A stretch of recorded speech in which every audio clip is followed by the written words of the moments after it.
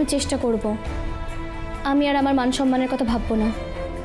কাল আমি যাবো ওদের বাড়িতে, এত রাতে তো আর যেতে পারবো না। কালকে আমরা থাকবো না, কালকে সকালে আমরা একটা কাজে যাব। কিন্তু রাই, যদি সত্যি তুমি বিলুকে ফিরিয়ে দিতে পারো তাহলে আমাদের কৃতজ্ঞতা শেষ থাকবে না। কিন্তু কোথায় যাবে তোমরা কাল?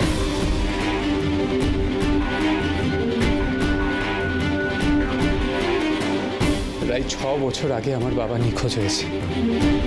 আমরা সকলে মিলে তাকে কালকে খুঁজতে যাব।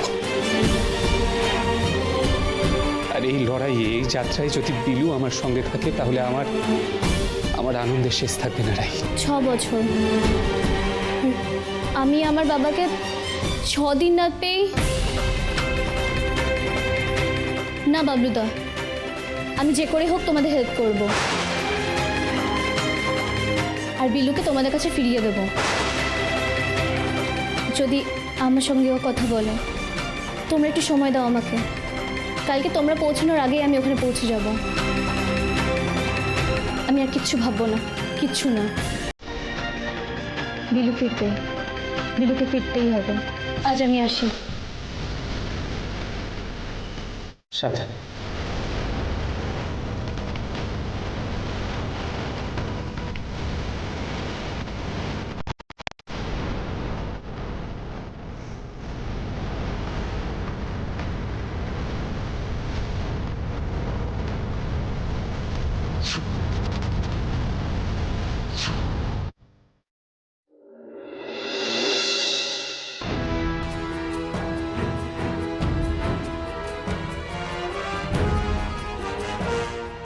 সবার সব কাজ মনে আছে তো?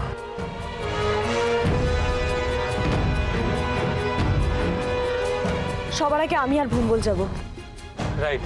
তারপরে যদি সব ঠিক থাকে তখন আমি আর বিচ্ছু ঢুকবো। হ্যাঁ বাবলুদা, তুমি আর আমি বাইরেটা ভালো করে দেখে নেবো, আর তারপর দেখবো যে বাইরে আর ভেতরে আর কোনো ঢোকার রাস্তা আছে কিনা, তাই তো?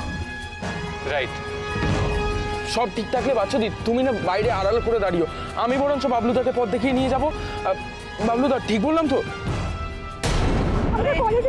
আরে এই যে বাবু কথা তো শুনে যাও। আরে যাচ্ছোটা কোথায়? আরে একটু গল্প করে যাও মামুনি। আরে যাচ্ছ কোথায়? গাড়ি থামাও। আরে এখন এই সময় কেন দাঁড়াবে? আরে বাবলুদা দেরি হয়ে যাচ্ছে তো। দেরি হলে হবে ভুম্বল।